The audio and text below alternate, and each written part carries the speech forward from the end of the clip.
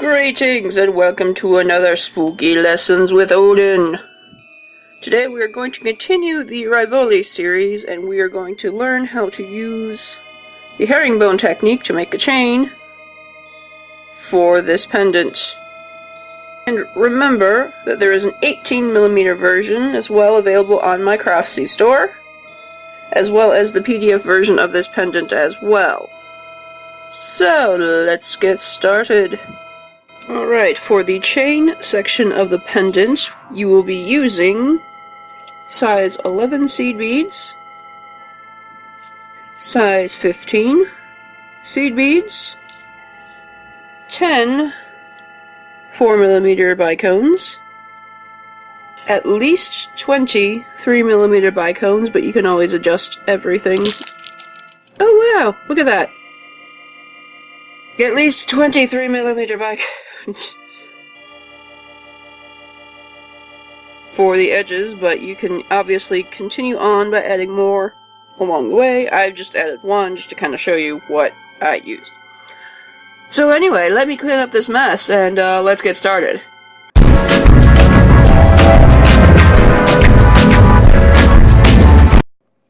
Okay, to start off the chain, I have anchored a thread on the second pearl from the stem.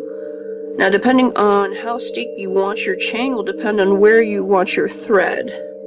For example, on this one, it's more of a Y neck, and I put it on the crystals that are right next to the stem section, but it's a very steep, almost Y neck form. If you want something a little slopier, I would try for the pearls on the other side here, or even if you want something like a choker, you could even put it further down so that the chain falls on the center of the thread.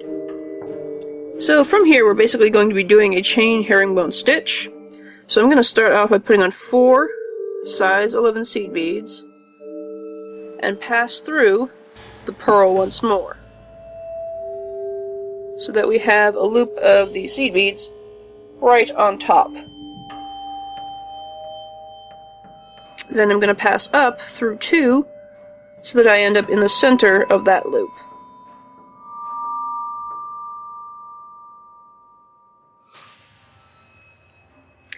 I'm going to add on 2 size 11 seed beads, and then I'm going to pass down through the third size 11 seed bead on that loop.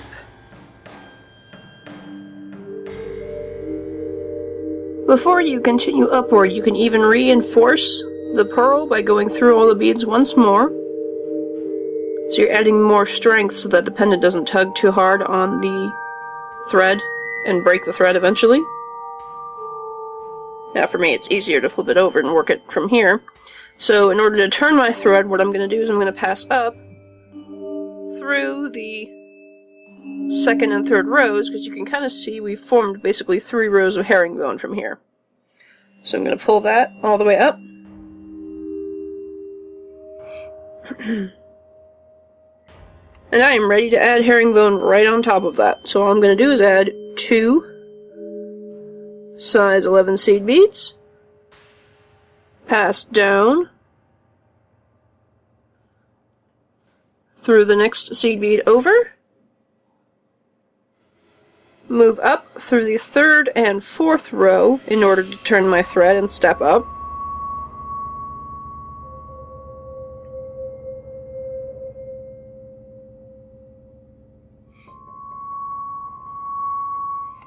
And there we have it.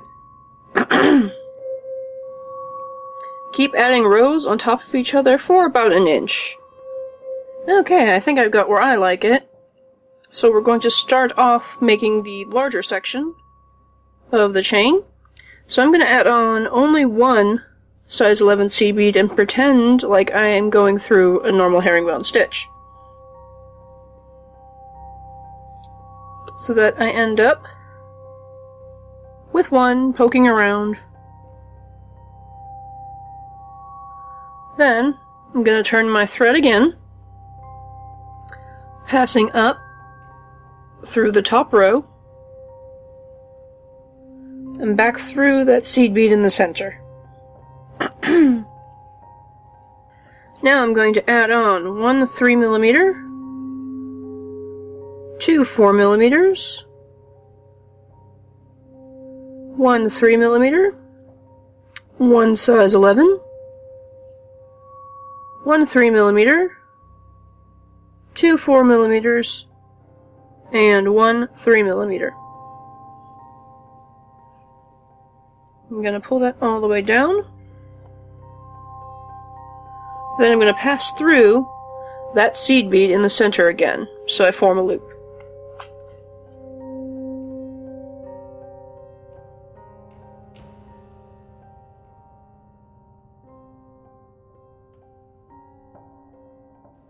End up with a loop on top of that. Now I'm going to reinforce it by passing through every one of these beads once more, till I'm back at the size 11 seed bead at the bottom.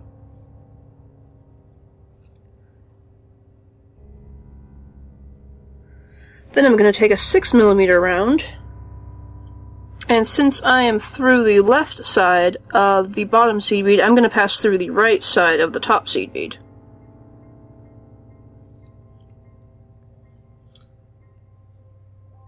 So that the bead ends up in a diagonal and the whole thing kind of squishes. So now that I'm on the left side of the top seed bead, what I'm going to do is pass through the 6mm round again, and pass through the right side of the bottom seed bead.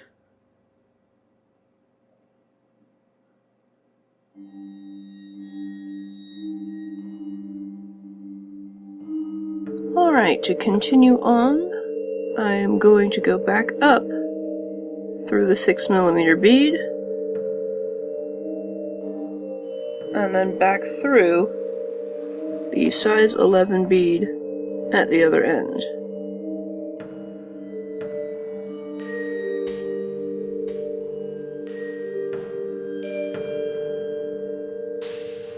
Now, to continue to make our herringbone, I'm going to add on two size 11 seed beads, then pass back through the size 11 at the top in order to make a picot.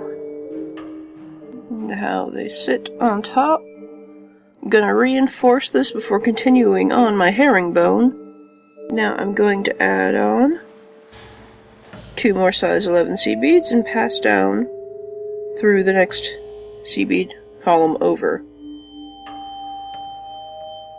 Turn my thread by going up the previous two beads. Continue with your herringbone stitch for a few rounds, probably 5 or 6.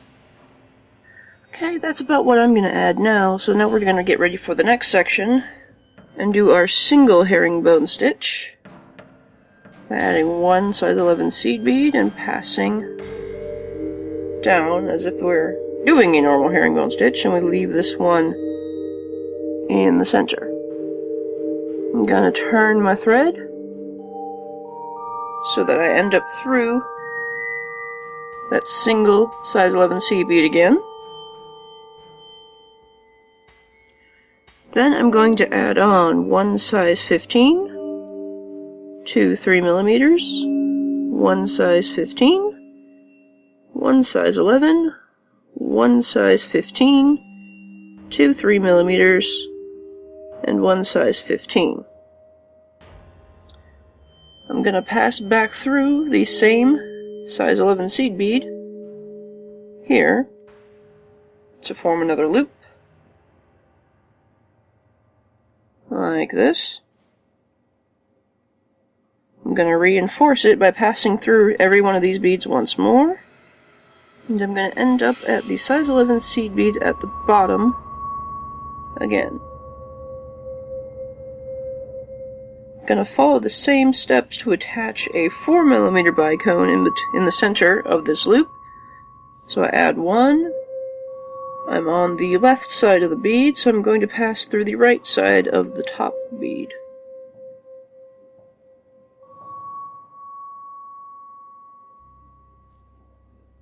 Pull that tight.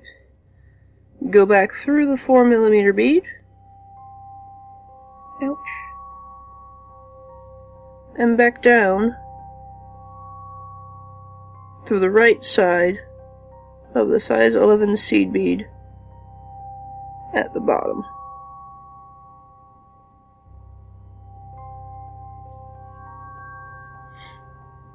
And it kind of tightens everything up, but it fits in there pretty snugly. I'm going to pass back up through the 4mm bead.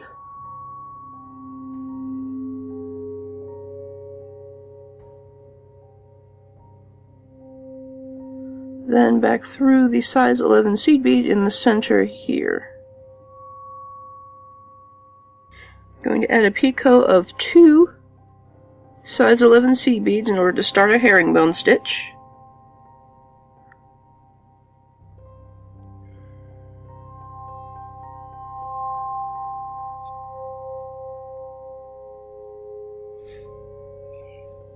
Pull all the way through.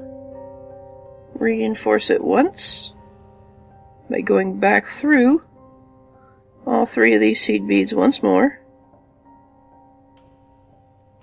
Pass back up through the first top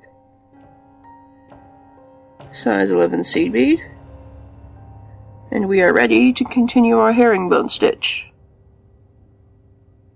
from that point. Do this for another 5 to 6 stitches. Alright, now the last variation on the chain is very simple. All we're going to do is put on 2 3mm beads and act like a normal herringbone stitch. So I'm going to go down the next bead over after I've added my 2 3mm. We're going to kind of adjust it so they fall generally where you want them to. Now we're going to need to secure this because these are so much larger than the size 11 beads. So all I'm going to do is go back up, turn my thread as normal, up through the size 11 and up through the 3mm. Pretty much do a herringbone stitch without any beads. So I've gone up, now I'm going to go back down 2 rows. I've gone down the 3mm and the size 11 bead right next to it. Turn my thread once more.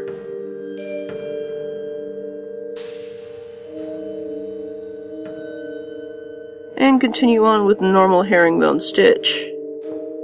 So I add my 2 size 11 seed beads, I go down the 3mm,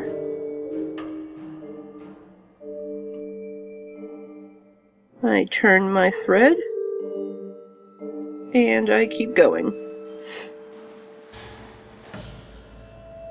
Continue until you have a length, half of the length of chain that you want. This one's going to end up being an 18, so I'm going to do a 9-inch chain on this side. You can even intermittently add 3mm beads in between, like do an inch, add another one of these, do another inch, add another one of these, if you'd like. Totally optional. If you need to change thread and add more, what you're going to do is basically the exact same way you end a herringbone stitch. You're going to go down and up these 2 columns of beads several times over, and then I like to put a half hitch knot in between the 2 bead columns before I cut everything short. To add it on, you just do the same thing. Okay, so now that we have our chain, as long as we'd like it, we're going to attach our clasp, and all we're going to do is add on 2 size 15 seed beads, half of our clasp, and another 2 size 15 seed beads. And we're going to treat it like a normal herringbone stitch and pass to our next bead until it's in the center like that. Going to reinforce by passing through each bead once more, and probably even twice more.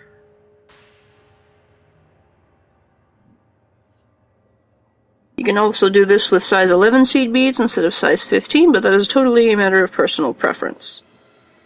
Once you have it secured as comfortable as you like, go ahead and end your thread and cut it short, and then you're going to repeat the same thing, the entire half of the chain, on the other side of your pendant. And you have your completed necklace. It's so nice, isn't it? So all that is left for us to do is the final chapter, the earrings section, so stay tuned next time to learn how to create these using a modified writing a weave. Sort of. Not really, maybe.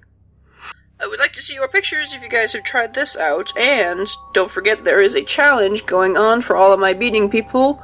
I'll leave a link either in the corner over here or in the drop-down bar down below. So, thank you guys for joining me. I hope you had a good time on this adventure, and of course, if there is anything that I need to be trying out right now, feel free to leave me a comment down below, and I will see you next time.